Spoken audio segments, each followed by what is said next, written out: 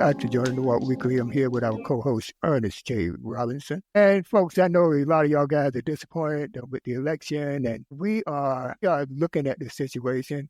We're not experts by no means, but we bring a certain level of expertise with Sergeant Ernest J. Robinson, because, he's a Capitol Hill guy, right? So today we want to talk about a couple of things. One, VIvek, Ramaswamy, and Elon Musk. And basically, this is a transitional thing. We're going to talk about the transition, but we do want to narrow it down to Elon and Ramaswamy for now. So with that said, we're going to move on and we're going to start right away in talking about this. First thing off the top, these guys are going to be leading an efficiency department, all right, a new department. It's not a cabinet level department yet, but I guess, they want to cut costs. And, we hear rumors that, the social programs are up and they're going to be cutting those drastically. Then, Social Security is also out there too. So we got to be very careful with that. Keep an eye on that. But these social programs, they're going to be going after. All right. So these guys are cutthroat. They come from a corporate environment.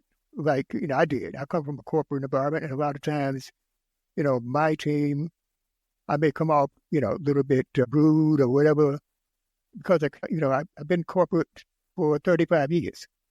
So I know how they think, all right? And they're cold. VIvek and Elon are cold corporate people. So they have no problem cutting your government programs or anything like that. They don't have a problem. They won't feel it. They go out and eat lunch. They lay 1 million people off, 1 million people lose their jobs. Not a problem. They are getting aid from the government.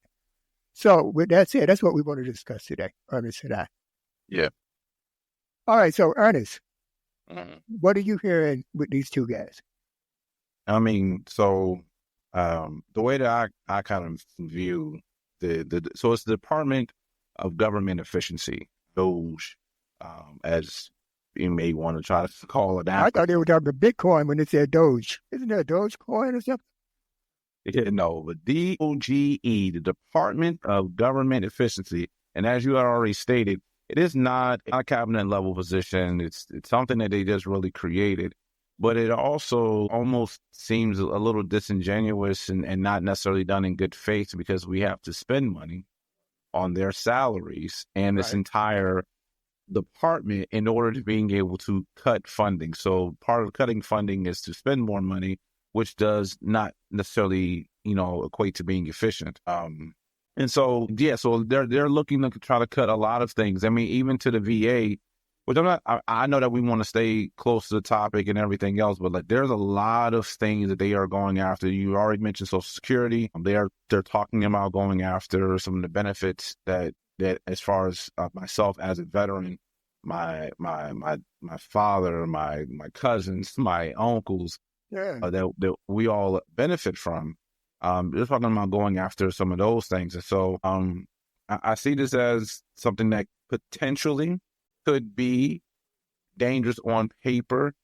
However, as of right now, as extreme as things are, I do not see it being overly successful in Congress actually getting it passed. Why is that? Because they got control. The Republicans have control. Yes, Republicans do have control.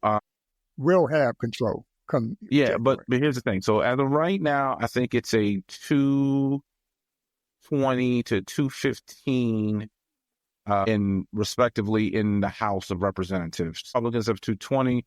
Democrats have 215. 218 gives the majority. So that's a razor thin margin.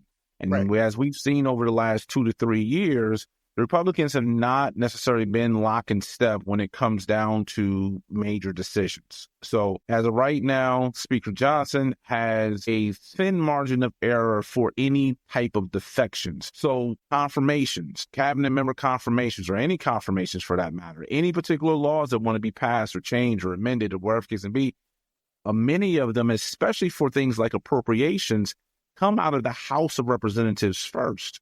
Okay.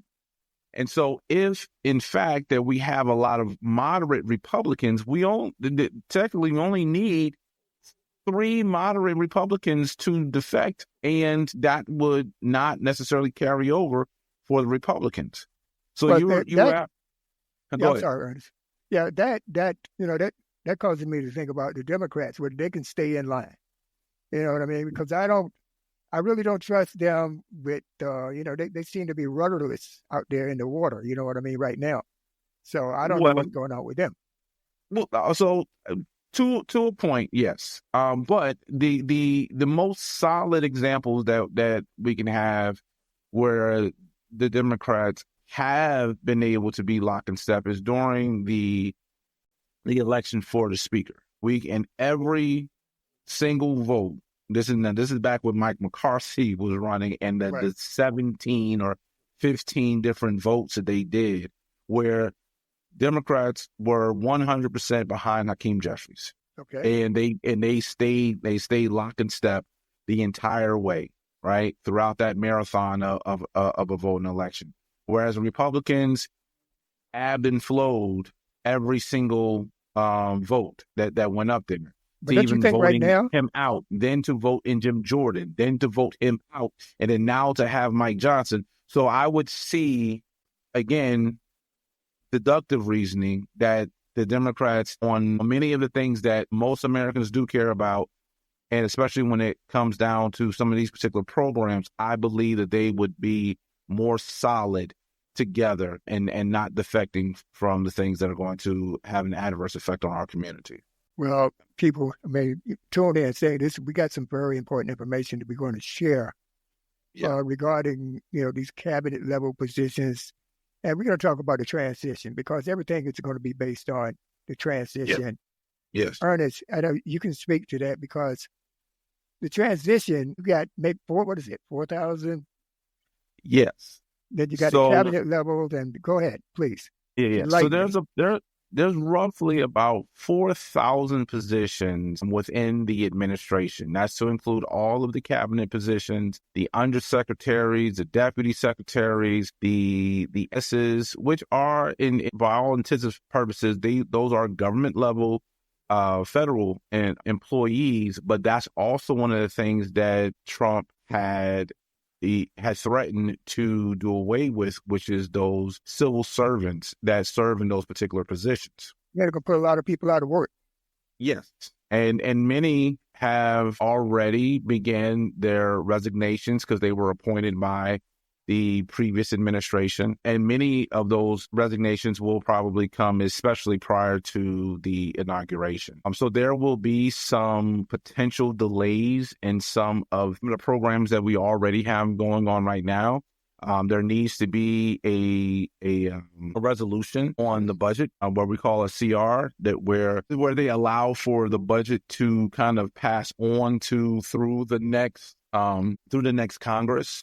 So that way, so we can continue to pay, as people kind of heard President Obama kind of always talk, so we can continue to pay our bills and that we can have that resolution that allows for us to be able to continue to do that. Well, I do foresee there may be some brief interruptions of some of the services that we may have, that we currently have right now over the next couple of months. Okay.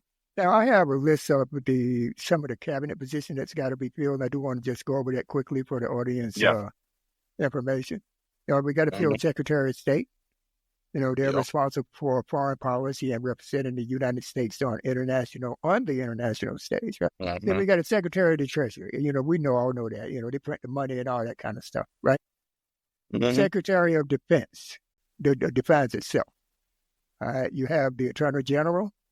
Okay, and that is with the Justice Department. Who knows what's going to happen with that one? That is going to be Trump's weapon, according to him. He's going to be able to go after people through the Department of Justice. Matt Gaetz took his name out of the running. So, they're going to pick Matt Gaetz in the first place. That it's going to be extreme people in these positions. All right, Secretary of the Interior, we're going to need. Secretary of the Agriculture, they're going to need. Secretary of Commerce, Secretary of Labor, Secretary of Health and Human Services. And that's a name of few. They're much more than that. I just don't want to, it's a few. Mm-hmm. And those positions have to be up and running, or it has to be a handoff as they go through confirmation. All of these positions require confirmation. from the Senate and the Congress, right? Yeah. So, and I understand that the first thing is going to be low-hanging fruit. And what is low-hanging fruit to them? I'm just trying to put myself into their shoes. And low-hanging fruit for them would be any type of social programs. Yeah. All right. You heard that they want to cut some of these lunch programs, food programs, and this and that. That is going to be cut. There's nothing we can do about that. But before I turn it back over to you, Ernest, let me put in a few words. I'm going to go off topic a little bit. Yeah. If they want to take away our programs, then we need our reparations, which is way past due. All right? And I'm looking at the national debt. The national debt is $36 trillion as of November. And that is what they owe us, $36 trillion. And if they want to cut all the programs and get rid of people, and I mean, AI is going to do a lot of that anyway, but they want to take people's benefits and all this kind of stuff. Even the Department of Veterans Affairs is going to be impacted from what I can see. Yeah. And I know you know much more. You're more enlightened than that than me. You're more knowledgeable. But pay us out $36 trillion. That's what I'm saying. Okay? That is my position. Pay us our reparations, then you keep your money. Because without you treating us in the last 400 years the way you've been treating us, that's why we're in this position. So you have to take responsibility and pay us our deferred wages plus interest plus any punitive damages. And pay us the $36 trillion. And then we'll get out of your face. Okay? That's the way I look at it. But I digress. Folks, the guys know me, so let's go back to Ernest. Let's get back on pace here. But I did want to put that in. Yeah, so you bring up a pretty good point, right? But I don't think how reparations is going to fit into this, because you have to identify that there was a wrong and that there's something that needs to be repaired, right? And so whether that becomes restitution, right, and or reparations to an offense that was actually caused, and there was a person who did cause it, and then there was a victim of whatever particular action, in which I think it is well documented about the atrocities that have occurred to the Black community, as well as I think it can definitely be articulated and argued as into the continued hurt that has been caused, and that, there can be a calculated amount to being able to address that. However, with this particular administration, I do not see that being a topic that's going to be welcomed, and especially when there are so many other things they already are trying to take away and to diminish, which will make things much harder on the communities that have already been harmed by the government. And they're going to make it worse for those communities because they continue to accept government assistance. So anybody accepting government assistance is going to be in trouble. Well, so that becomes where I think the rub is going to occur. Right. Because there are more ethnicities outside of African Americans who receive subsidies, government subsidies, right? And so in order to cut those particular programs, you're going to impact a lot more people than just the African American community. And so therefore, that's why I see the rub and the jostling for support for these type of initiatives. You brought up those Health and Human Services. Well, that's supposed to be ran by Kennedy, which we already know that he is no vaccines and conspiracy theorists and everything else. You have Secretary of Defense, which was going to be the Fox reporter.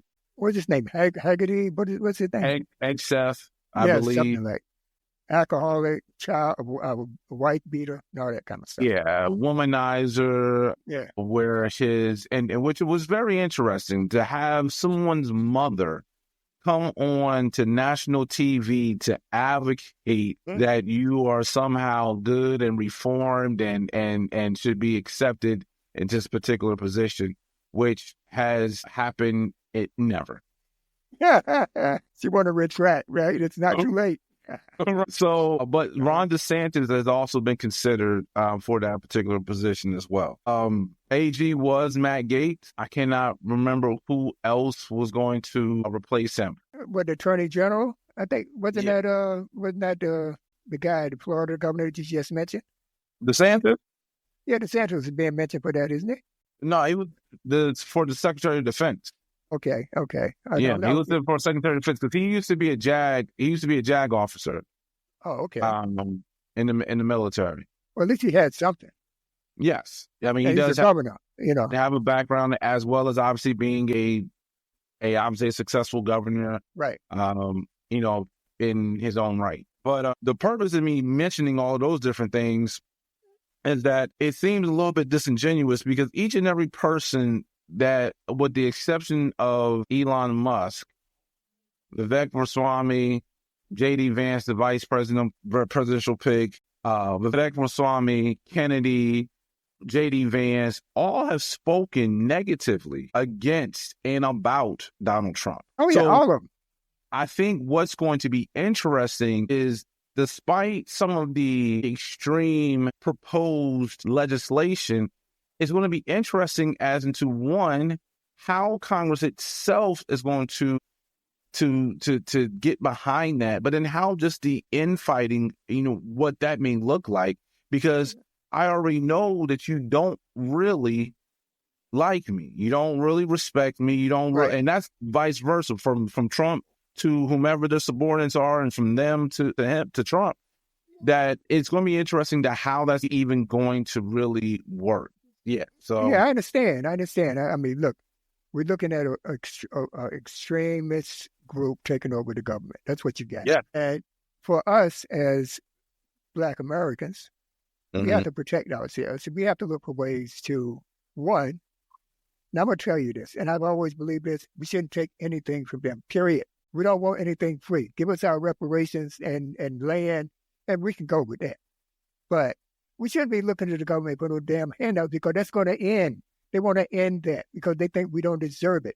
But they forget the history. They want to put that all behind them and say, as if, we starting from the same blocks as they are. We're not. Yeah, but we can't survive without a government either. Because even if we were to get, if they were today to sit there and say, hey, okay, we're going to give you $36 trillion that's going to be split evenly against every single African-American that's in this country, whether you had family in this country or not, we're just going to blanket. You can trace your ancestry. It has to be, you have to originate. No, I got you, but I was just saying for the sake of argument, the sake of argument, to every single adult that had family verification to be here, and if we're 13% of the population, so what, that's 330,500. So let's just say we're 15%. We're 15%. We're not 13, man. Where you getting them? Percent. I think it's more like 20. 15%, right? And okay, even if we were 20%, okay, so we're looking at what, 10 million? What? 10 million what? 10 million people, 20 million? No, I mean, we're like 47 million according to the 47 million. Okay, fair enough. So let's just say you add another 20 million to that because they undercount us.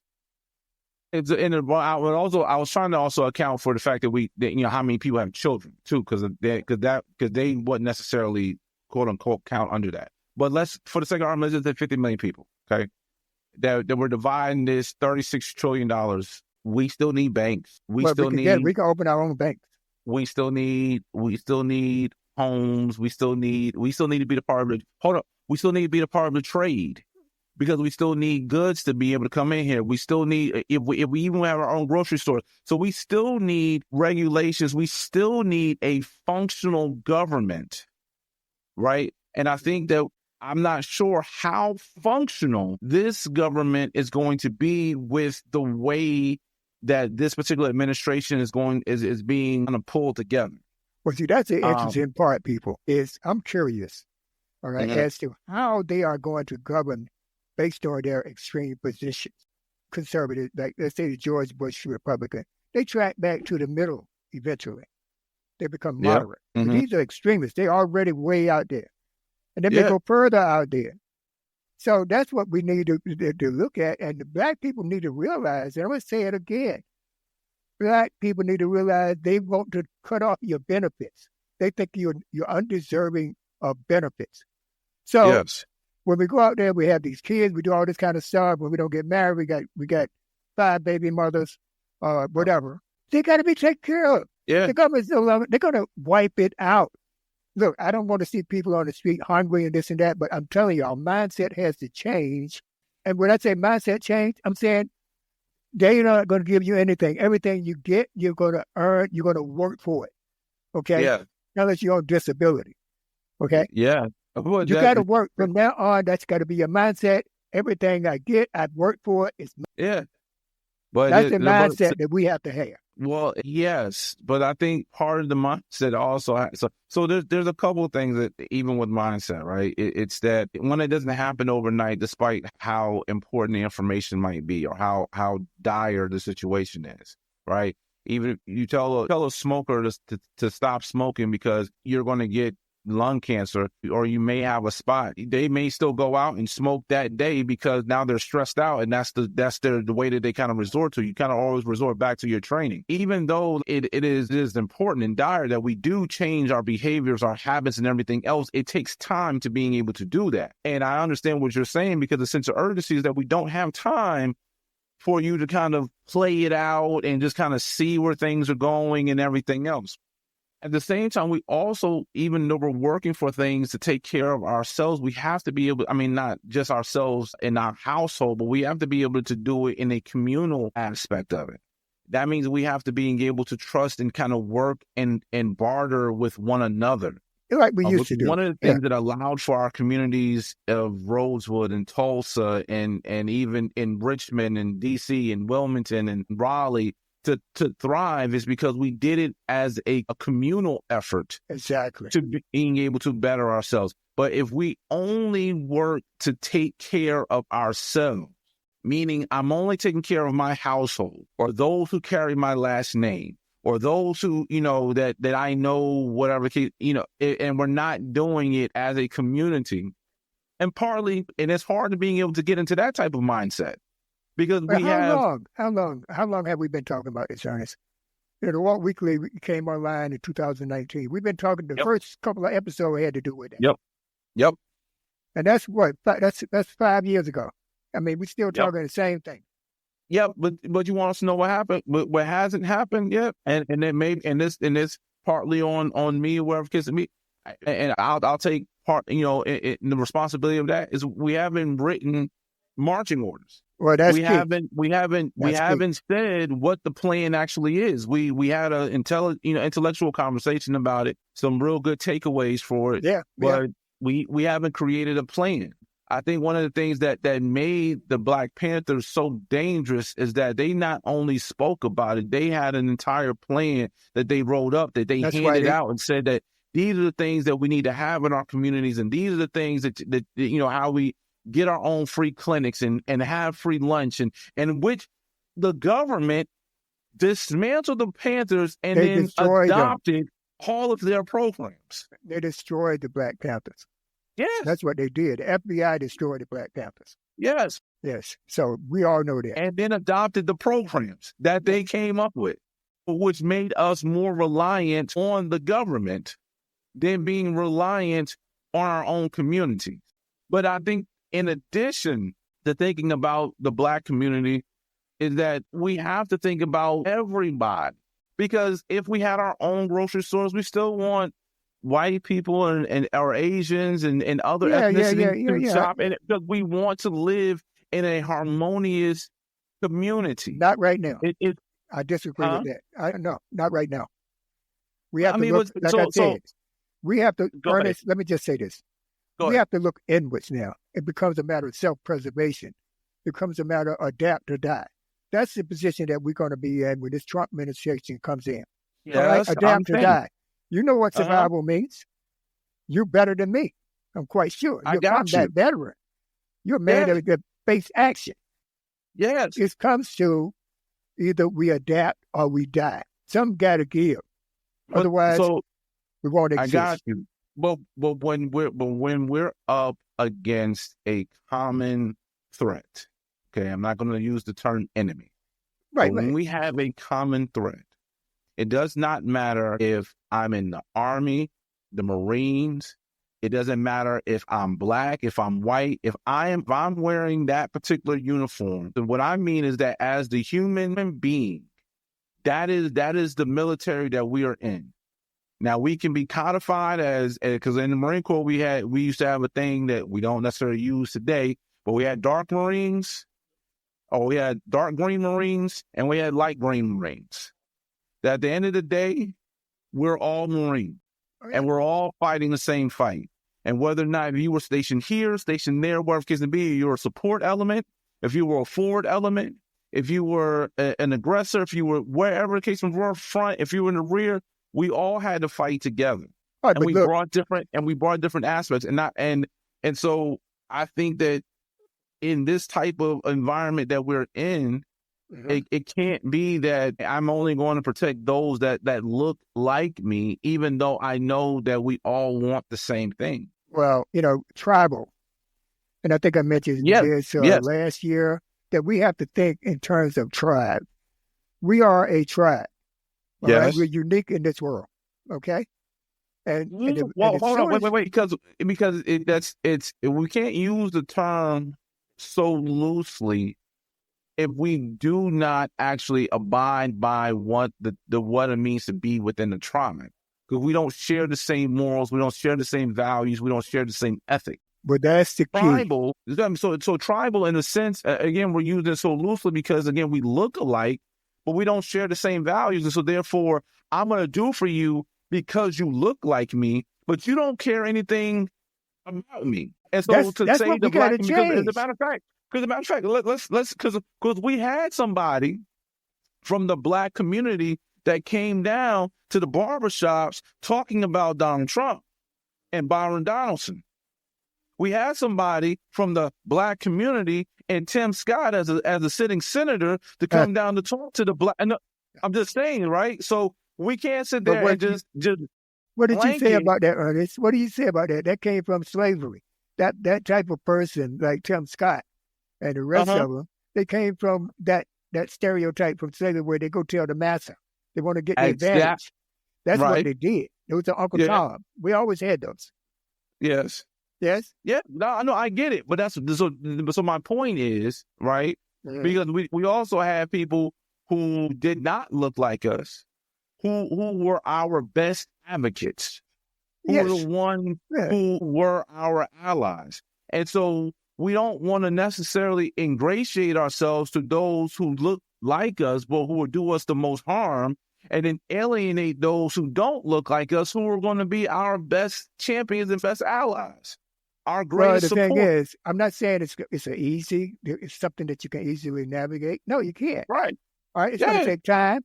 I really sat down and I thought for us to get to that point, it would take maybe 75 years. We've got to start somewhere. They're going to take 75 years. I think like the Chinese. The Chinese think in long term. We think short term. They think long term down the road. But they have milestones as they go down that road, right? Yeah. So 75 years, I think we should be all right if we can survive these threats, like this immediate threat that's coming in with Donald Trump. But I am not afraid, but I do want to tell those people that are alarmed, that have not been able to reconcile this guy is winning and they're afraid. They started hoarding things now. They're buying water. They're buying food stuff. They're stocking up. I'm going to tell those people, do that. Yes, do that. Get prepared. You never know what's going to happen. You should always have a go bag. You know that. You have an emergency kit with your medications and this and that, all that. You have it and you have it ready to go. But don't panic. I think people have to look at it in terms of it's a marathon now. We got to start somewhere, we get in the blocks and we start and we move forward. And the things you're saying that we cannot unify, that's a message that we should be pushing out there. Unification. Drill it. Stop having kids outside wedlock. Okay? Have as many as you can if you're married, though, because we need the numbers. That's what they want. That's why they want to ban abortion, because they're losing their numbers. Because they had it and they thought that, this is a way to keep black people population control. So we got abortion here, this and that. I may be speaking out of conspiracy, but it was not what they intended when they brought the law. Okay. No, I mean, so the intention was brought because they actually wanted to bring down the population because we didn't have sharecropping anymore. Right. And so they wanted to kind of do away with those, with having more Black people, and it was a population control measure, which is reason why most abortion clinics, you will find them in inner cities and so forth and so on, or highly populated areas where there are a lot of people of color. But it backfired on them because most of the white women were getting these abortions. Yeah, they were. But I think what I wanted to kind of say was something that you were sitting there saying before, that we got to start somewhere. We got to do this. I think the issue is not starting; it's continuing. Because we always start something, but we don't finish it, or not even the situation of finishing it. We don't continue. We don't set those milestones. Right. When you had sit there and said that something was going to take place in the next 75 years, it was a saying that was talking about the fact that, or it was a gentleman that was on TikTok or something like that. He was talking about the fact that we're all here within the same 100 years, and that's pretty much all that we have. For most people are promised. There are some that live beyond 100 years, but many of them aren't doing that much, beyond 100. But this is our time to being able to make those particular changes. So whether or not you're on the back end of your 100 years or you're in the middle of your 100 years, this is all that we have. And I think that we have to figure out a way to being able to continue the things that we are starting. We're so good at starting movements and this and that we don't have the staying power. And part of that had ended after many of our leaders were assassinated back in the late 60s. Now, granted, we've already talked about that many different times on this show, but continuing the things that we start, I think, is going to be more important, or just as important as getting started with something. I agree with you totally. I do want to add, because I think we're going over a little bit, Ernest, and this is a subject that we got to spend a lot of time on. I do want to end with, don't be afraid to die when it comes to your rights. Freedom is not free. It's not free. You have to be able to fight for your freedom and be willing to die for your freedom. That's the mindset that we need to be ingrained with. Thank you for joining the Walt Weekly. We can be found at Facebook, the Walt Weekly Podcast, Twitter at Walt Weekly, Instagram, the Walt Weekly, and www.thewaltweekly.com. Please like, follow, and share.